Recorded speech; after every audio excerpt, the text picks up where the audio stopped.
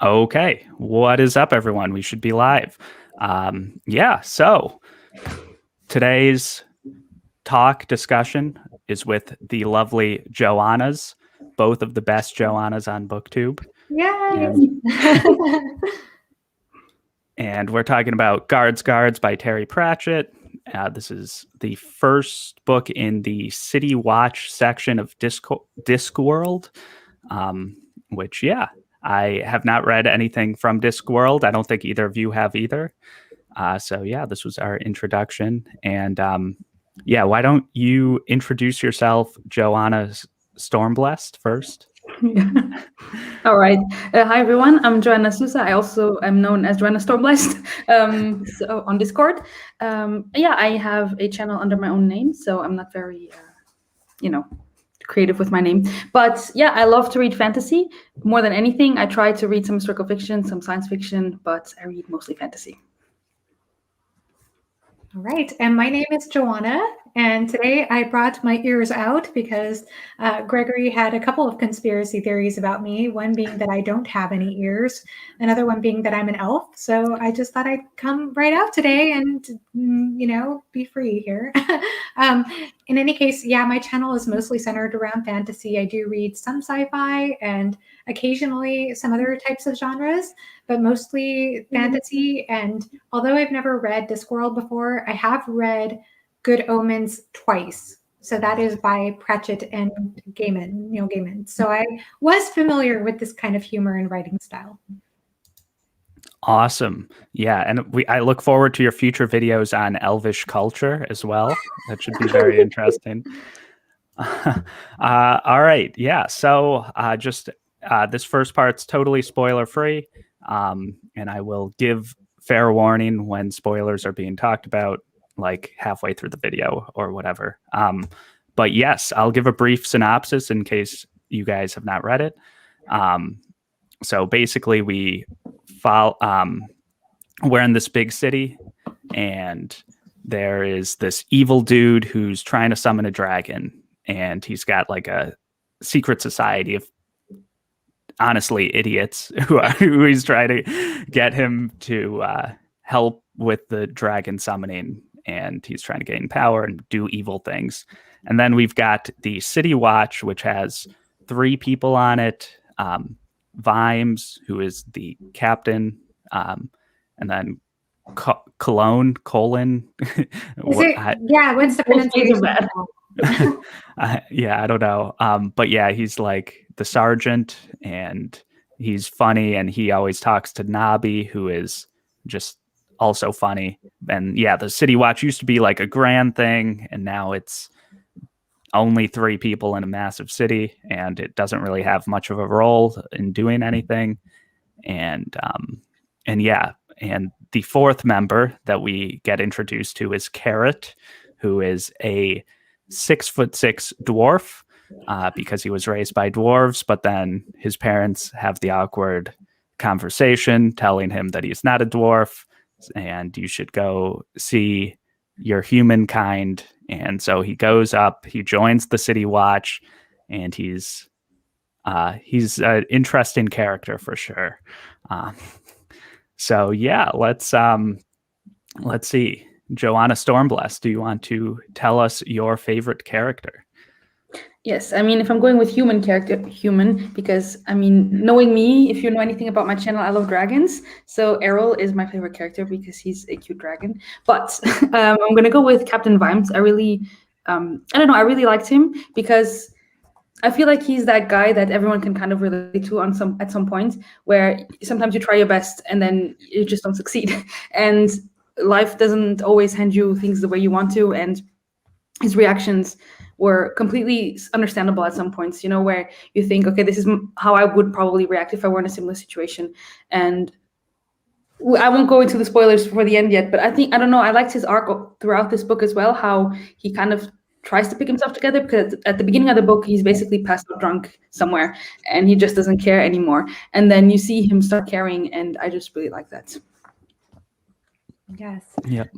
Well, my favorite character, it's kind of hard to choose one because there were a few good ones. We have a good female character in this book as well. But I would probably have to go with Carrot. It's my favorite character. I just loved Carrot. I especially loved his letters to his parents. I thought that they were just darling. He just made me laugh every single time. And the way he just took everything so literally, and the way he capitalized certain words, and it was hilarious. I just thought he was darling. I loved him.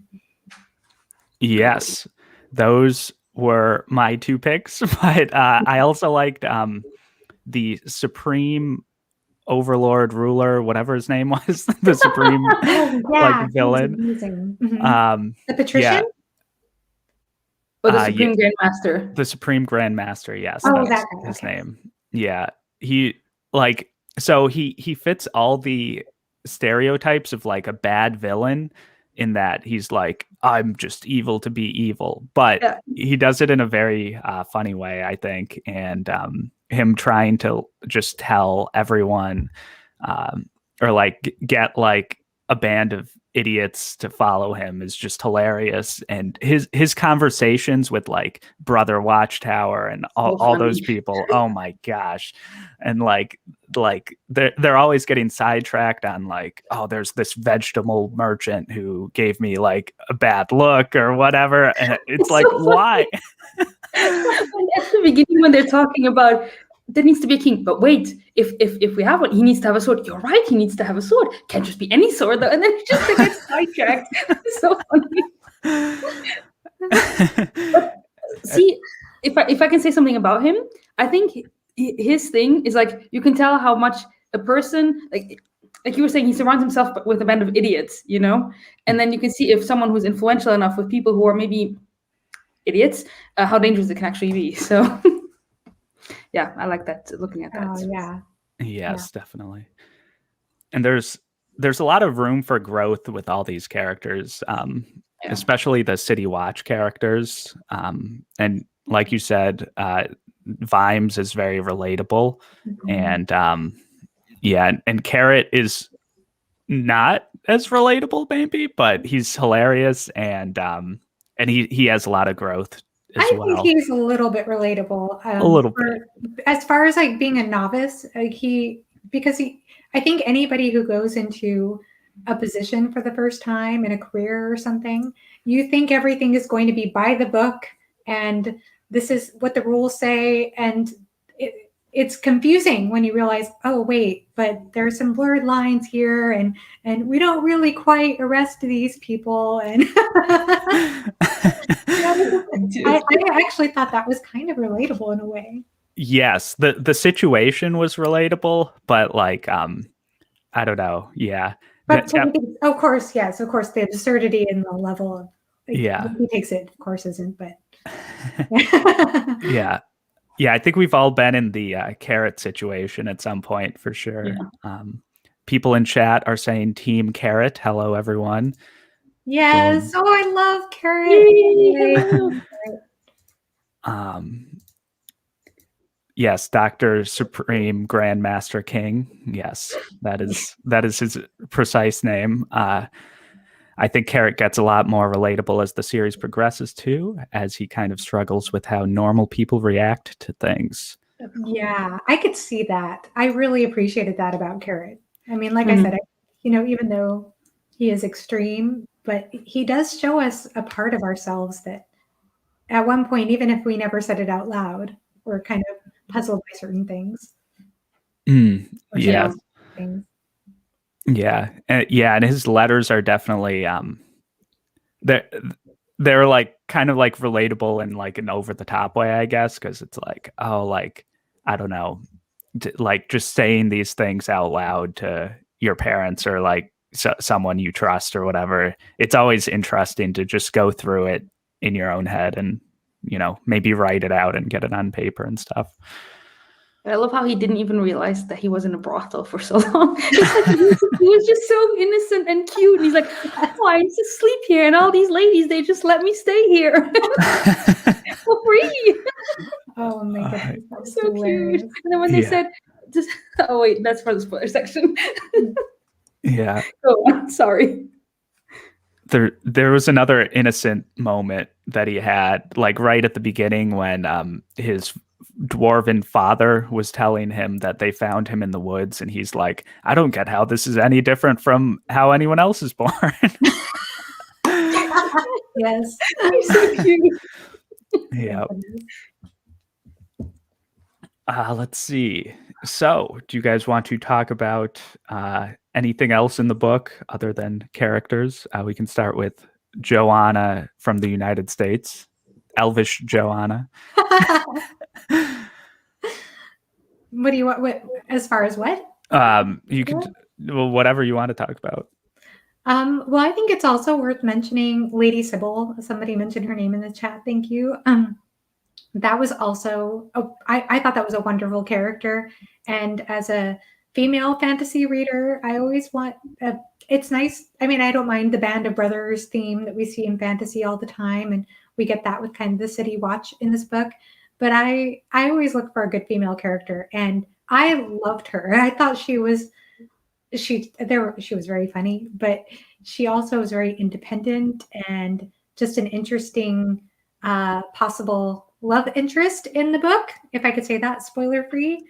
And I loved it. I thought that was a fantastic part. So I just wanted to mention that. And I guess it was kind of a play on the whole older spinster trope woman who has a bunch of cats, but in her case, it's a bunch of sickly little dragons who are very, very stinky. I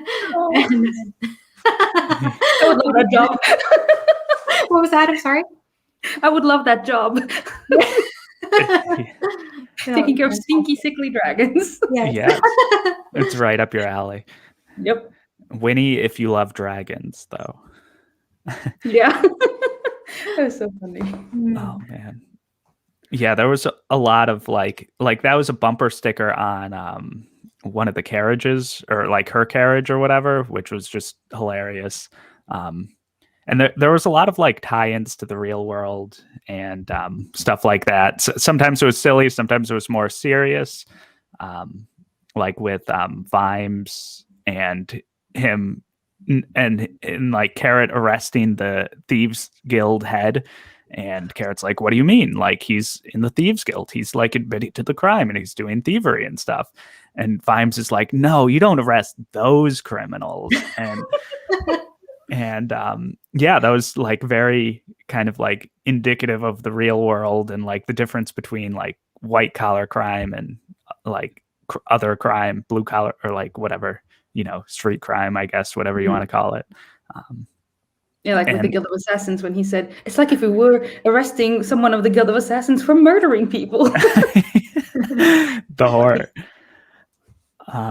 Yeah, that was one of my like favorite social commentary points, though, I think. And that happened very early in the book, and it tied in well with the characters and how Carrot misinterprets everything, or he like doesn't, I don't know, have street smarts or whatever.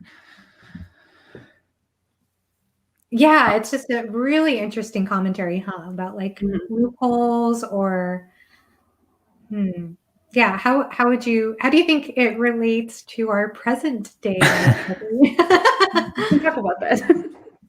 Yeah, so like when they're talking about the Thieves Guild and it's introduced, like it's funny because like the concept of a Thieves Guild is hilarious, and but like just general legalized corruption and like legalized bribery and legalized, I don't know, ripping people off in the real world, I guess, whether it's, I don't know.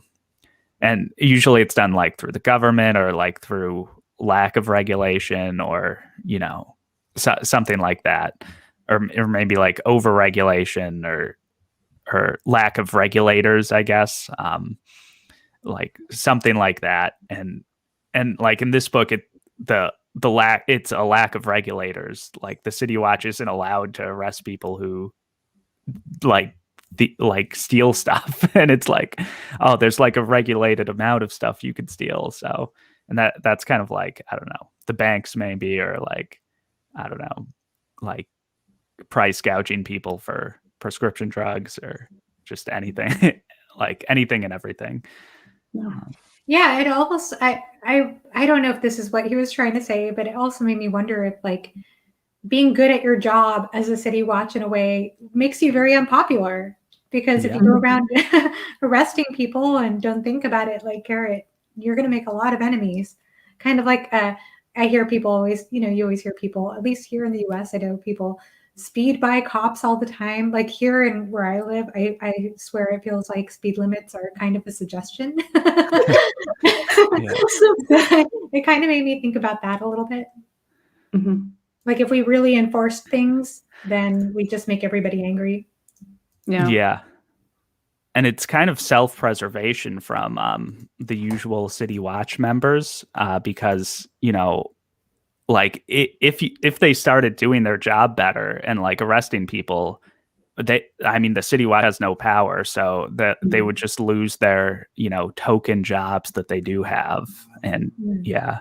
And doesn't that say something about the jobs that I won't swear on your channel, but there's this concept of BS jobs, and I don't know if you're familiar with that. And I've been thinking about that a lot recently and reading up about it. And so if you think about BS jobs, talk about a BS job for them, like if you actually do it, you can get fired because it's a token job. And then they put so much energy to it. And then when they want to say that something, I think it's with Carrot, right? When he says, wait, it's 12 o'clock, but things aren't well. Why would I say and all is well? And you're like, just do it, just shut up about it. And it's like it's like that at work sometimes, when you see a problem somewhere and you know that if you point it out, you're gonna get the whole crap. And so you're like, well, maybe I just didn't see it, And if you do it, you have to handle it with the consequence. But if you don't do it and just stay quiet, people leave you alone. And so yes, that's perfectly said. Perfectly said. Yeah. Yeah, what is that book that was famous about BS jobs? I totally drawing a blank on it. It is that okay. I was like, I won't swear. Lasted 2 seconds. You could say you could swear. It's fine. I have no moral high ground on swearing or whatever. There's another. If I could just. If I may. Yeah, please. Go another commentary that I really, really liked. I pulled up the quote, and it's the dragon who says this. And he says, but we were dragons. We were supposed to be cruel, cunning, heartless, and terrible. But this much I can tell you. We never burned and tortured and ripped one another apart and called it morality. And I don't know if you know this about me. If you've been on my channel, I really like these kinds of thoughts, about how humans treat each other, how humans treat the planet. And this really made me think of that because you see this all the time. It's like, oh, but we're sacrificing one person so that we don't get eaten. So it's fine as long as it's not your daughter, And I feel like even with the situation that we have in the world, the disease, people were like at the beginning, well, we should just let people die. Oh, okay, but so if it's your grandparents, oh no, not my grandparents, other people's grandparents is fine. And here you have the same thing, And with the dragon saying, at least I wouldn't do something against someone of my own kind, which humans do all the time. And I love that, absolutely love that. That's so well said. And there are some really good quotes too towards the end about morality and how people think they're right or on the good side of things. The patrician says later on. I love this. Yeah. Sorry. No, it's great. It's excellent. I love the quote that you pointed out too, though. That's so true. Gregory, thoughts on that? Yeah, definitely. And the patrician has like a lot of quotes too. But there's one where I forget who they were arresting, but it was like someone less important, and Vimes and Carrot's like, what should we write this person up for? And Vimes says something like attempting to resist arrest or something, like the most convoluted crime ever. And that like is something that kind of actually happens. It's like, okay, we arrested this person because they were doing something, or they were like pissing me off maybe, but we have to like rationalize it after. Oh, I love that. Like there was something about in that scene, I think about, we'll kind of figure it out later. Yeah. Exactly how we're going to word what we're arresting him for. Yeah. I love that. Yep. No accountability for them. I don't know if we're in spoilers yet, but I did. I have some more thoughts on that. Okay, yeah, we can talk about spoilers a little later. Well, yeah, before we go into spoilers, though, overall thoughts of this book. I know, Joanna, do you have a rating yet? I just finished it like at this point an hour ago, and I mean, we were going to talk a little bit about plot and pacing and that Yeah, stuff. So I think we can still talk about it. I think for me, I don't know if this is something that I'm trying to discover, if it's me or if it's the books that I'm reading. When I don't have an audiobook to go along with something, it takes me forever to read. This is because I'm a slow reader. And so I don't feel as compelled going into a book as if I have an audiobook, which we were talking about earlier, Greg, that audiobooks are awesome and that I love them. And so I don't know if it was the book that sometimes I just didn't feel like reading because I knew it was going to be slow, or if it was me. But all in all, I think I'm settling between a 4 and a 5 stars at this point because I really loved it. I didn't think I was going to, because usually I don't like weird, quirky, absurdist things as much, but I think I now like them. I've read Senlin, I've read this. I think it's starting to grow on me. And yeah, so I really liked it. I just don't know 100% with the pacing yet. So Yeah. Yeah. I'm sorry. Is it okay that we're talking about this, Gregory? I started. Oh, I don't care. Yeah, we can I was just talk trying to about think of what we could talk about this spoiler free before getting spoilers. But yeah, like I'm the same way. I'm actually a little between a 4 and a 5 star. It might be like a 4.5. I'm not sure. Because I felt very much the same way. I was a little bit nervous about the absurdist humor. And I think that's a common reservation that people have for picking up this book. I love Monty Python. I love some absurdist stuff, but I just don't know that reading about it would be what I gravitate towards. And I was very pleasantly surprised how much I enjoyed it. And actually, like we were just talking about the social commentary, about how there were some layers there about morality and about justice and some of these themes about society. And so for that, it just greatly deepened my appreciation of how he used the humor. For me, just trying to touch on some other things for people who haven't read it. The thing that was a little bit of an adjustment for me personally, I actually think an audiobook for this would be helpful, actually, now that I think about it, because one of the things that was a little bit challenging for me, and this is kind of a very personal thing, is that this is very much like an omniscient narrative style, whereas I am really used to reading more fantasy it's still in third person, but you are more immersed in the person's thoughts and mindset, and you see the italicized thoughts of the person. I think maybe you get a tiny bit of that in this, but more often it's not like it's more often like an omniscient narrator. So you're kind of seeing these different characters and being told what's happening. And then but within that, you see that's where a lot of Terry Pratchett's humor comes through too, is through that sort of narrative style. But it was still an adjustment for me to feel every time I read something that's an omniscient narrative style or a mix of omniscient and more close narrative style, it always takes me a while to feel immersed. Like I feel like sort of detached or outside of the story. And so that's like I said, it's not a huge thing, and it didn't make me totally dislike the book or anything. I love the book and I still recommend it. But I think that that's just something I'm not quite used to, and it would take me probably a little bit more reading in Discworld to get used to that type of writing style.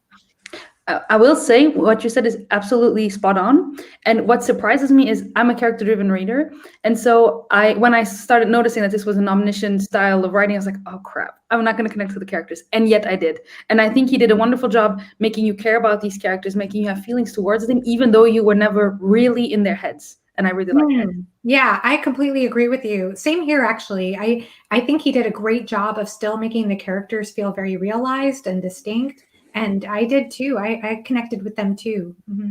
Yeah. I think part of the way that I started connecting was Carrot writing the letters, which was like not omniscient. It was just his thoughts on paper, which was a good way of including more of the personal character driven reader stuff. But yeah, I'm with you guys. I haven't read like a whole lot of classic fantasy that is written more in the style. Usually we're more like third person limited is more modern, I guess.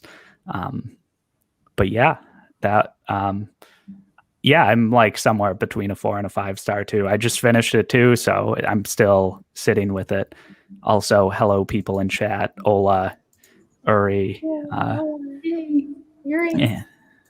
K Fox, everyone, hello. What are people talking about? Pratchett gets better about this. About the narration, I think. Yeah, I'm pretty sure that's what. Yeah, because like the 90s, this was like at the start of the 90s and like later in the 90s, I guess. It probably that's when like writing fantasy started to evolve into more character, third person limited stuff, I think. But yeah, I mean, I haven't read the other ones yet, so you guys would know better than me in chat.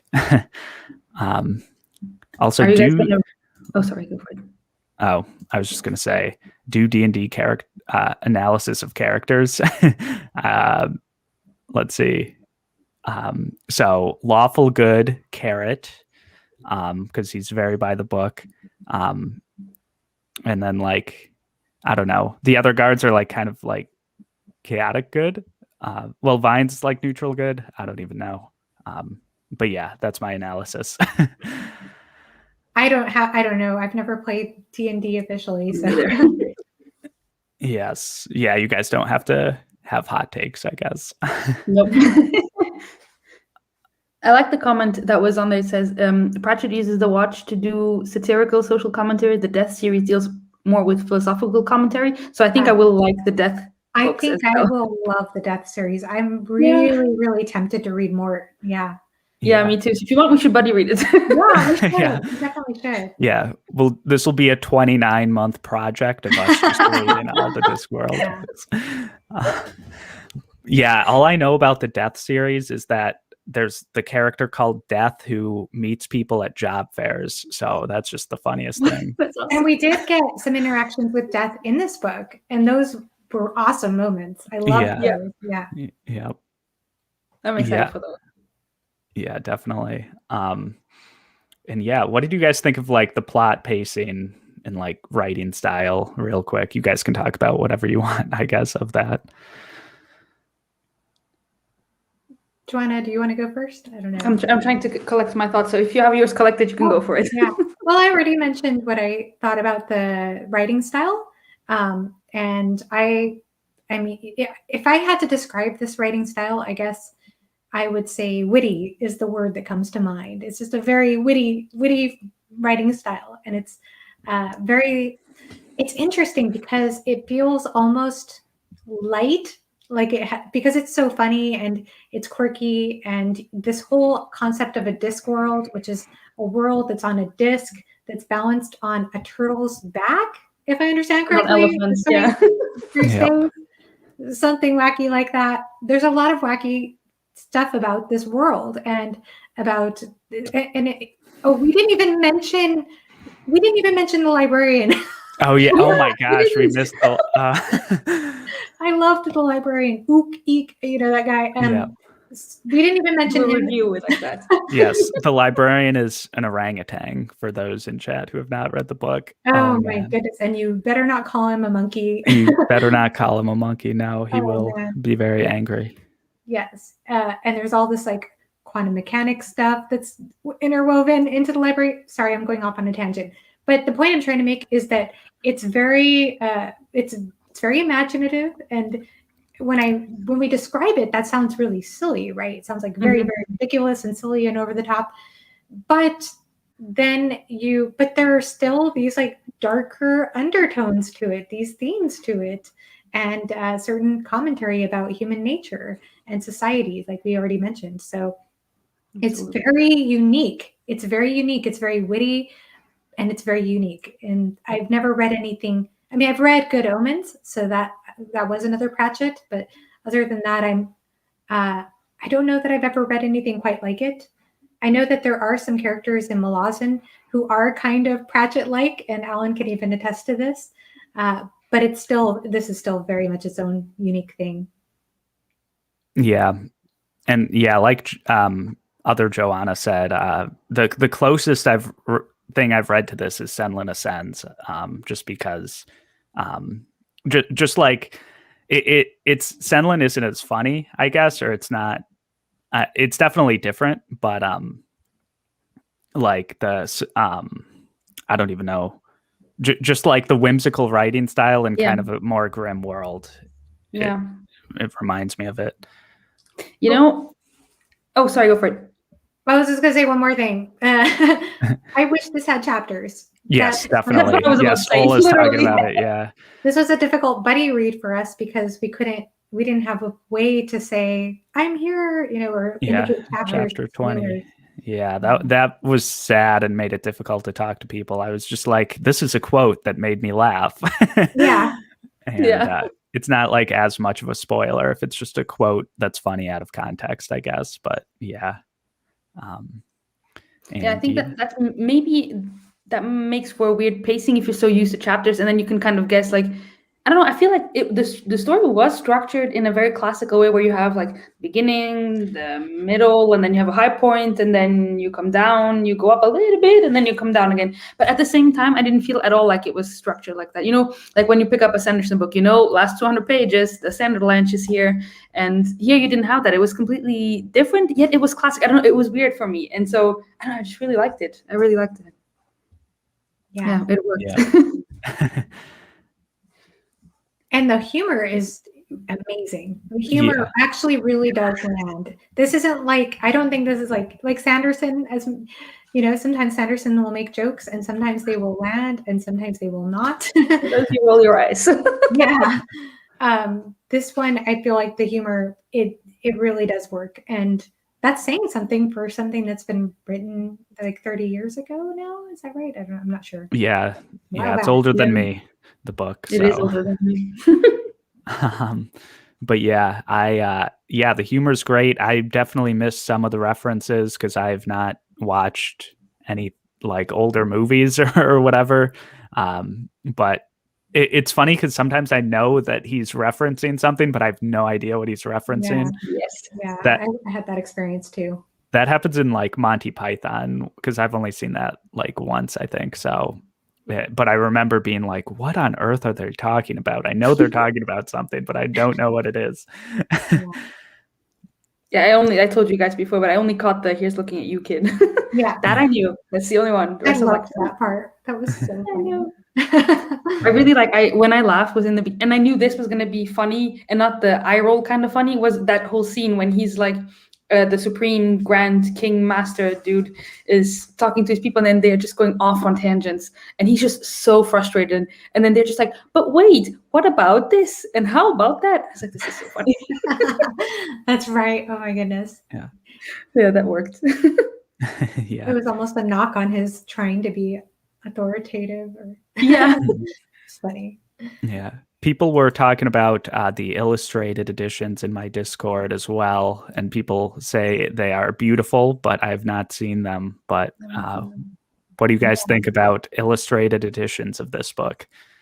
I think that Alan got one from his wife. Did he? That's awesome. I think, I want to say I saw, I can't remember if it was because he mentioned it that I looked one up and it just looked so gorgeous. I ended up using, that's one more thing to mention too. I ended up reading this on Kindle. I bought the Kindle version and I do not recommend that necessarily because the footnotes, it's just, you don't see the footnotes in the page. It takes you to the very back of the book and then to go back and forth was a big pain. Okay. Yeah, it's horrible. Yeah, I have this edition, which I think is also super pretty. That is so nice looking. Right? Yeah, it's super nice with this shiny dragon. I've got the one that's like tall and narrow and not, I don't know. It's like fine. It's cool. It's like so old school, Yes. Yep. Yeah. Kate co-signs the. I bet it is worth the expense. Yeah. From what Kate said there. Yep. And then the art is amazing, which is good to hear. People say the show is bad. I know nothing about that, but people say they did not capture the essence of whatever, the city guard and stuff.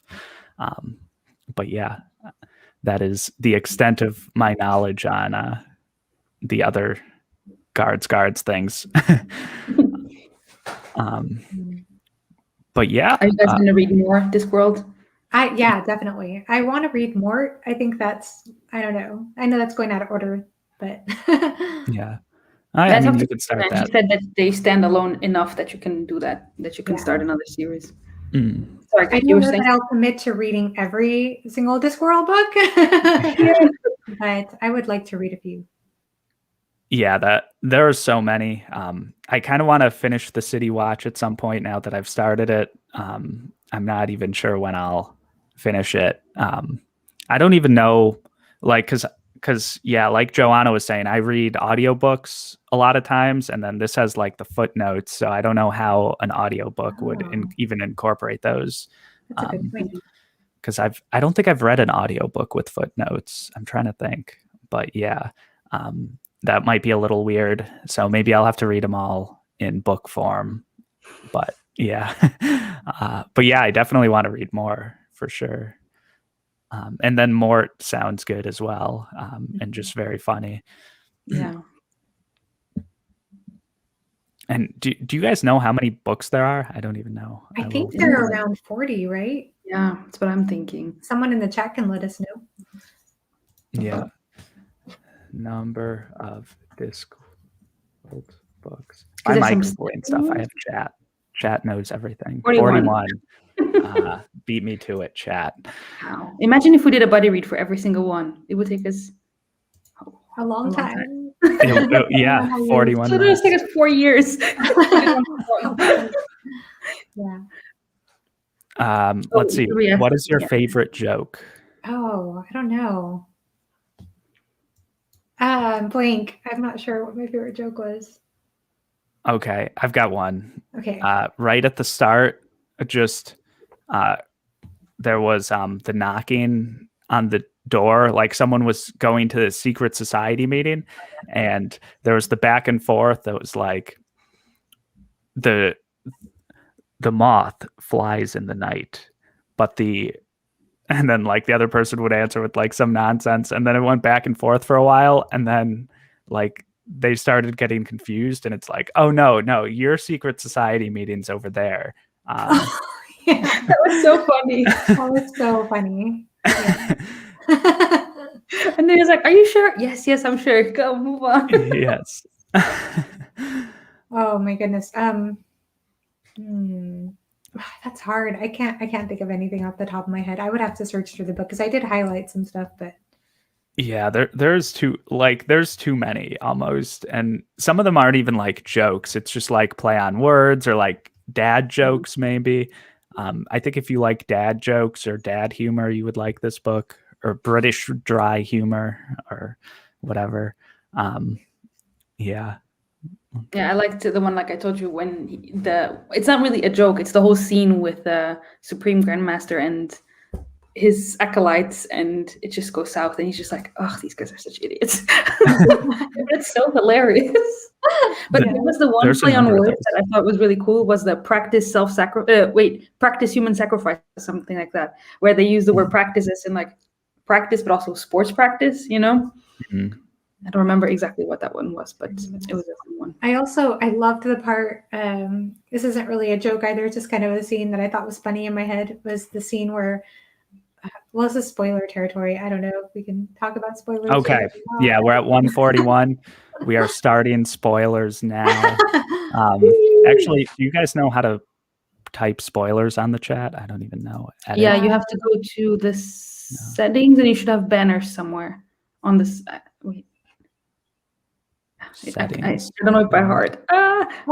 Banners. I see banners. Okay. Create banner. Enter banner. Spoiler. And Ola has a really good question in the chat, by the way. Okay. Let me, can I show? Oh, look at that. Fancy. All right. Comments. What is Ola asking? Do you think the humor and wordplay are easy enough to be enjoyed by non-native speakers? I'm non-native, and I think it was okay. Okay. There you go. I think I may have missed some, but I mean, in general. I mean, we all missed some. I missed a bunch probably too. I probably didn't even like most of the jokes, to be honest with you, but I still thought many of them landed, and I was laughing a lot. Yeah. There's definitely enough to laugh at, even if you only get a quarter of the things that are said. Yeah. Yeah. Let's see. I struggled at times, but then I started imagining the accent and style as in the Pirates of the Caribbean movie. Yeah, I could see that. There's definitely a different style of speaking between the poorer folks and the upper class. And yeah, which that's so well done. If you think about, like, you could in any given scene, you could tell if there was a poor person talking with a rich person, and it was so well done. I found. Yeah, and the poor people trying to read was always like, that was tough. Okay, spoilers. Joanna, you had something spoilery to say. So if you do not want spoilers, I bid you farewell. Thank you for watching. But yes, Joanna, go ahead. Oh yeah, I got a kick out of it. And this is just one scene. I'm sure there are like a bunch of them, but one scene that's coming to mind right now, I guess because it's towards the end, is the scene where Lady Sybil is running towards the door in the middle of the night in her nightie and her boots. And she opens the door and she has that line or whatever, like, thinking it's Captain Vimes. Who are you? And it's just her big barrel of a voice. Just some of the descriptions of her just cracked me up, and the way her bosom would like rise and fall, and it was just so funny to me. I don't know. Yeah, she was a funny character. Maybe I shouldn't. It was like she has the smell of rotten roses or something like that, Oh my goodness. Like, I could smell it. So I thought funny. the scene with when they first think that they have beaten the dragon, and then her and Captain Vimes say goodbye, and then he's standing there and he's like, I won't look back. No, I won't look back. I just won't do it. And then he hears the door. Somebody's like, she closed the door. It's like that moment where you always think it's like the romantic moment where they look at each other and he turns around and they think, you were the love, and it's just like that thing would completely subvert. It's like, well, okay, out of here. I love that. It just cracked me up. Yeah. That's how romance is done in Britain, I guess.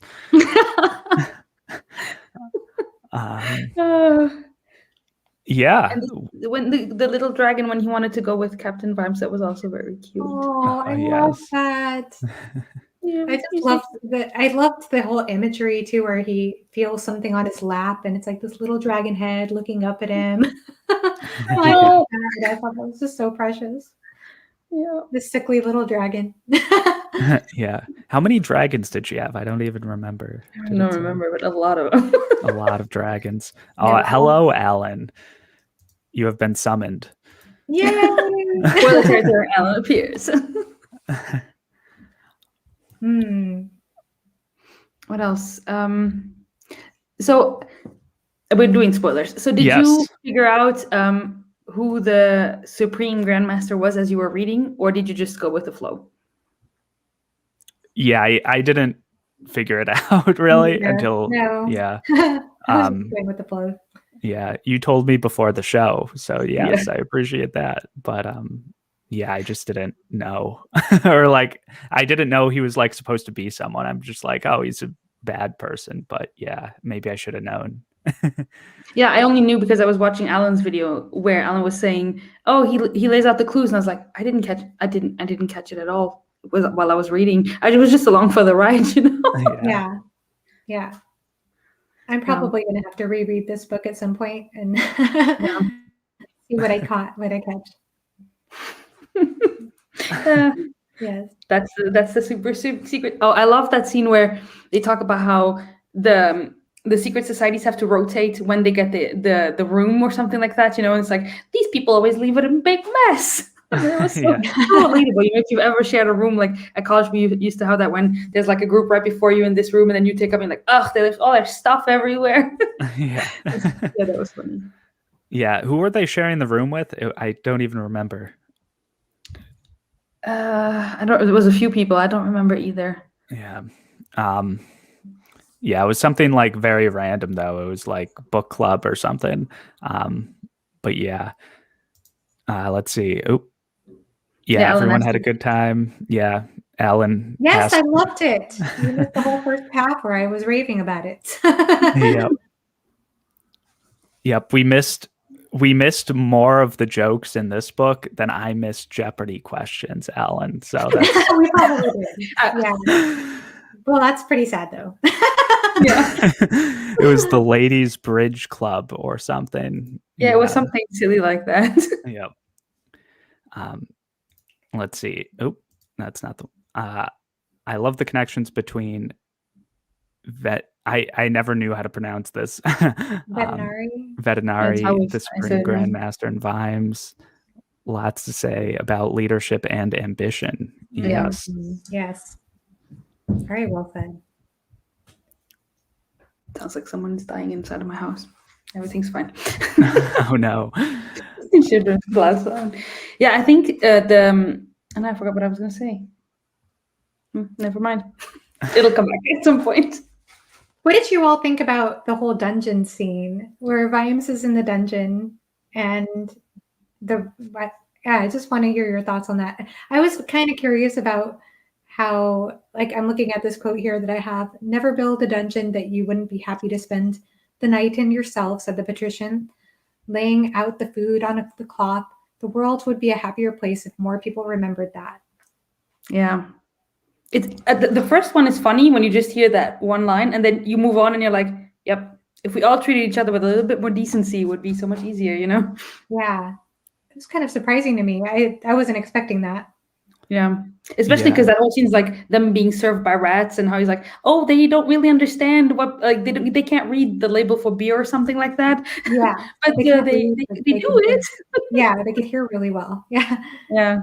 And then it was interesting too. I was trying to understand like how he ends up leaving the key in the dungeon the whole time, but just had a show of watching Vimes dig himself out.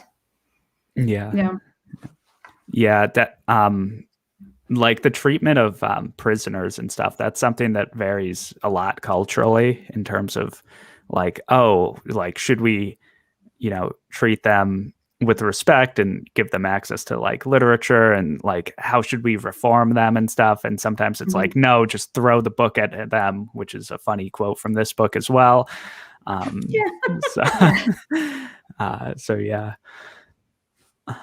Yeah, what did you guys think of the end? I'm trying to think about what I think about the end. Yes. I mean, it wrapped up very well, I thought. I thought it was that. Oh no, we missed Joanna. Oh, there she is. No, my husband just said hello. I was like, I thought he was dying, remember? So it's like, no, I just want to say hello. Okay. Okay. I thought it wrapped up really nicely. I liked it. I liked how it ended. I liked it makes you want to read more, I think. What was that? It makes you want to read more from this series, Yeah, it does. It makes me want to see where else it goes. Yeah. Yeah. It feels like the character arcs aren't done. Like there was some character growth and stuff, but I definitely want to keep reading about the City Watch and see where it goes. Because they started with like a lot of growing to do, and Vimes is at like his lowest, and Carrot is, a doe-eyed pupil or whatever, learning the ropes and whatever else. Whatever other common phrase he misinterprets. And he's like, I haven't been shown any ropes.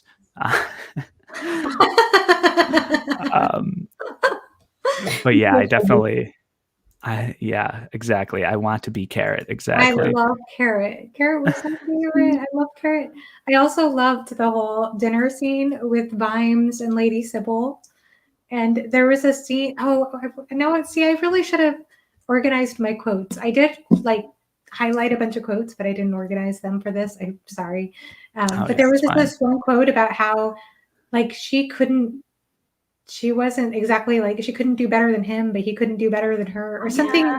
You know what I mean? It was such a brilliant quote, but it was so funny. I can't find it. It was so funny. Almost every Guards book has a scene at the end between Vimes and Vetinari. They are always the highlight. Oh yeah, I'll have to like reread that because I was I was binging this before the live stream. Cranky for time. Yes. I found your quote, Joanna, if you want it. Oh, It yeah. was, she couldn't do worse, but then he couldn't do better. So maybe it balanced out. She wasn't getting any younger, but then who was? And she had style and money and common sense and self-assurance and all the things that he didn't. And she had opened her heart. And if you let her, she could engulf you. The woman was a city. Yes, Yeah, I love that. she was doing that. Thank you for finding that. Yeah, that was brilliant. I loved the veterinary and Vimes interactions. Those Yeah. were incredible. Those leveled up the book for me, honestly. It was already pretty high for me, but yes, definitely. And I Mhm. think Those are ones I want to reread, I think, because I was also trying to read it on time for today. And I think I want to spend more time with those scenes specifically because they were so good. yeah, I really loved that whole quote about how there is the misconception of having good against good people and bad people or evil people. It's really just bad people and the opposite of bad, I don't know, more bad people or something. And the Yeah. idea about like the good people try to overthrow the tyrant but then they never have a plan. And the bad people are brilliant at always having plans. And I just got so excited about that because that's something that I struggle with when I read fantasy a lot of times. Is that sometimes I'll be reading a fantasy series. I don't want to give any away because I'm afraid of spoilers, but it's like the characters, they don't have a plan. Yeah. And it's like they want to revolutionize things, but they never have a plan. I actually really appreciate, well, I won't get into other series and how they deal with that, but I just loved that part because I thought that was just so brilliant. Yeah. Mhm. As Alan has said in the past about other series, stick to the plan. But it's not Yes. just the plan, it's having a plan afterwards. Yeah, not having a The plan. plan is Yeah. overthrowing the tyrant, but then after that, they don't really, then what? Yep. Then they just No all step complain. two. Then they Yeah. all Yeah. complain until another tyrant comes along. Yeah. And I'm Yep. like, that is how people are. And not even just in fantasy societies. I feel like in real life societies, we'll have some really bad leaders and then we're kind of in a mess afterwards. So Yeah. not saying Yeah. it's better with the tyrant, but Mm. Yeah. Problem identification is always easier than solution identification, I think. Yes. And how they said that the people of the city, they kind of in the beginning a little bit like, she's not so good, but then they do accept simply the thing and they're like, okay, it's fine. They just open the door for something and it kind of just comes in and settles because they were so, they had the patrician and then they had this other king and they were like, yeah, okay, yeah, we have a king. And then, oh, the king is now a dragon. And then, okay, that's also fine, I guess. And so it's like, you just kind of roll with the punches and you're like, what? Yeah, I love the part how it was like, it's good that we have a king that's a dragon because then we don't have to worry about foreign affairs. Yeah. Yeah. Oh my goodness, this was so funny. Realistic. I also really liked the different kinds of guards, and like I guess Vimes really had a thing against guards, the palace guards or the guards with plumes in their hats, and Yeah. that was just silly. And then the whole part about the guards that were running after him, but they weren't really running because they were aware that there were other guards in the group. So they're running like they know that there are other guards in the group who are running, therefore not really trying. Yeah. So funny. I love the scene when the patrician, right? It's the patrician, yeah. And he asks them, okay, so what do you guys want? Do you have any requests? And like, yes, we want just a little bit more money, and maybe we can get a kettle back, and then a dartboard. And then Vimes just like starts cackling, and he's just like, okay, he cried until he was crying. I love that part. Yeah, That was so so funny. Yeah. Yeah, hates plumes. Yep, he Yeah. does. Yeah, actually, no, the more we talk about it, the more I love the ending of this book. I think it actually did, even though it does leave you with wanting to learn more, it did a very good job of wrapping things up and, I don't know, just bringing everything together. Mm-hmm. Yeah, I think it's something that's weird. I don't know what it is, but the atmosphere also is, it's like at least to me, felt like it was always like rainy and like a little bit gray, just like that kind of feeling, which really reminds me of the Final Empire kind of type of atmosphere. It's like kind of gloomy, and for some reason that makes me feel like at home in books.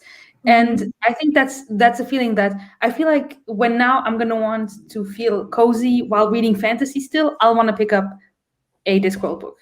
Yeah. And still have a good time and still have thoughts and cool characters. So I know I want to pick up more of these. Yeah. Later, they start recruiting different fantasy creatures, and you get to see how a werewolf might deal with a search and seizure. That will be interesting. Yeah. Oh, that is another hilarious part. The 1,000,000 to 1 chances. There was a lot of talks of that. Yeah. But it should have worked. It was 1,000,000 to 1 chance. Yeah. Yeah. We didn't talk too much about Nabi and what's his name? No. Colin. Yes, we need a guide on how to pronounce that name. Yeah. Colin or colon or yeah. Yeah. Is it like the punctuation or yeah. I don't know. But their conversations were always pretty funny. Yes. They were like the comic relief characters in a comic relief book. So they sometimes like yeah, that's well said. I sometimes missed I don't know, character development. It's like when I talk to people though, sometimes like I make too many jokes. People are like, yeah, so what is like your actual job? Like, what do you do for fun? Like people don't know things about me because I'm joking around too much. Yeah, Yuri's right. Oh, now we know. Let's see. Oh no! Wait, this one. Yeah, they felt like Brooklyn Nine-Nine characters. Oh yes, that's true. I haven't even seen Brooklyn Nine-Nine, but I've seen the GIFs. So yeah, definitely. Let's see. 1,000,000 to 1 chances pop up 9 out of 10 times. Something I like to use in daily life. Sure. Let's see. Pratchett prose and word choice is brilliant. He's such a good wordsmith for sure. He is. Yes. Oh boy, get this out of here. My voice teacher friend, who's my dear friend still, he was an opera singer in Germany for many years. He's read every single Discworld book. I recently chatted with him on Facebook and I was like, what? You've read every single one? He said, you have a lot of free time when you're an opera singer. So that's what he would do. He'd sit around reading Pratchett. That's awesome. Yeah. My favorite teacher at university also loved Terry Pratchett. And when he found out that I loved reading fantasy, he was like, you need to read Terry Pratchett. And I was like, oh, how many books does he have out? 41? Nope. Yeah. And then now I'm reading it anyway. By the way, Alan, I went ahead and I gifted this book right away to my brother, who I am absolutely positive he's going to love this book. So yeah, awesome. High praise for this book. I think, I'm just really impressed with it overall. And like I said, I did mention that one challenge I had with it personally, but otherwise, I think everything about it was very effective on me. Yes, definitely. Well, it is 2, and I don't want to keep Joanna up too late, and we all have readathon preparations to 4 hours to go, guys. Yep. Oh boy. I need to finish Iron World today. Yep. Yes. But yes, thank you all for watching. It has been fun. What's the next book called? Something? I don't even remember. Men-at-Arms? Men-at-Arms, yeah, that's right. In this series, right? Yeah. Yes. Yep. Yeah, so I'll read that at some point. I might work that into my I have like a 300 books that I want to read for political intrigue. So maybe that'll be the one. Maybe it won't. I have no idea.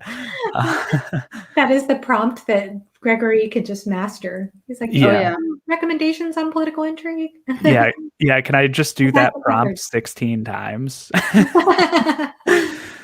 My Men-at-Arms copy is coming in 2 weeks from the library. I got the audiobook. Wait, can you even see that? Yeah, there you go. Nice. So nice. Because we talked about audiobooks, I wanted to see how it would work as an audiobook, so I placed a hold on it. It would be great as an audiobook. Yeah, hard to know, but for sure. But Men-at-Arms deals with racism. Very cool. Yeah. But yeah. Thank you all for watching. Joanna and Joanna's channels are linked in the description. So definitely look at those, and yeah, subscribe to me if you want.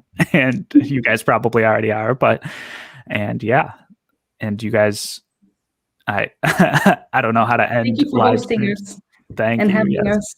Thank you for Thank you, being Gregory, here. for having me, and thank you, Joanna. This was fun. Yeah, this was very fun. Thank you. Yes. And yeah, we'll do this again. But yes, like, comment, subscribe, and see all of you later.